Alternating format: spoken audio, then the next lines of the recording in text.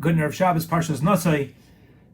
First of all, a tremendous thank you to Dr. Bob Orel and Linda Lenk for sponsoring this week's Kiddush virtually in memory of Bob's father, Norman Orel. May his neshama have an aliyah from the tzedakah and from this week's Dvar Torah. Also, tremendous mazel tov to the Hastings mishpacha on the birth of a baby boy. Okay, so here we go. Parshas Nasai.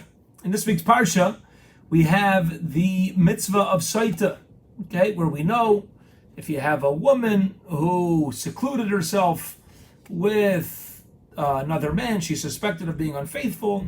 How do we clarify what actually happened? So Hashem instructs us that take my name, better to erase my name and keep shalom between husband and wife. Very famous idea. You see the importance of shalom, the importance of keeping peace. I want to make a little addition over here to this often quoted message.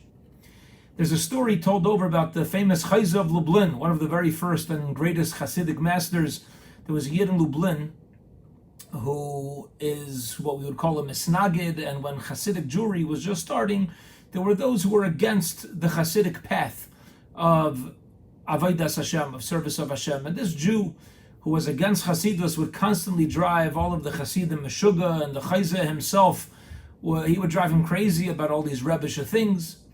And this Misnagid would say, what's with everybody coming to you for blessings, all these people coming to you thinking you could perform all these wonders? It's all Bubba Mises, it's all Bubby stories, yeah? It's not true. So one time, this Misnagid meets up with the Chayza, and he tells him, enough is enough. Enough's enough.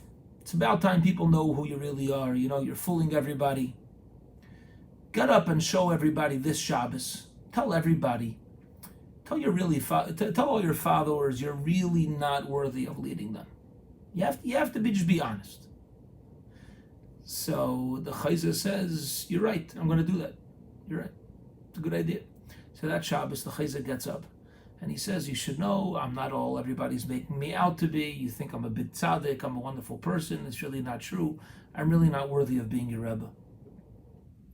But this idea just backfired, because now everybody's talking about what a humble Rebbe they have. The Chayza is even more impressive. More people begin to flock to the Chayza.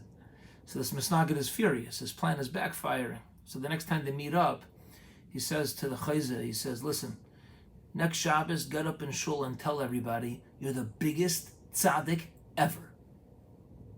So the Chayza looks at him and he says, to be worthy of being a Rebbe, I'm not.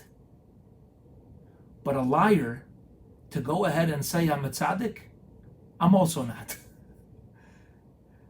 The message of this story is that although we must go out of our way and bend over backwards to keep shalom, to make peace, there's a limit.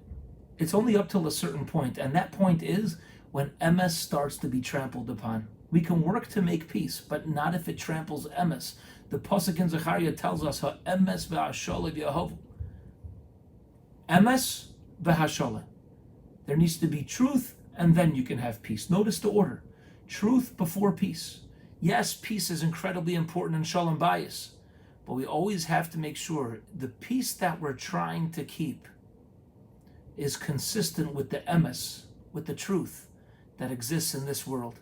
Have a wonderful Shabbos.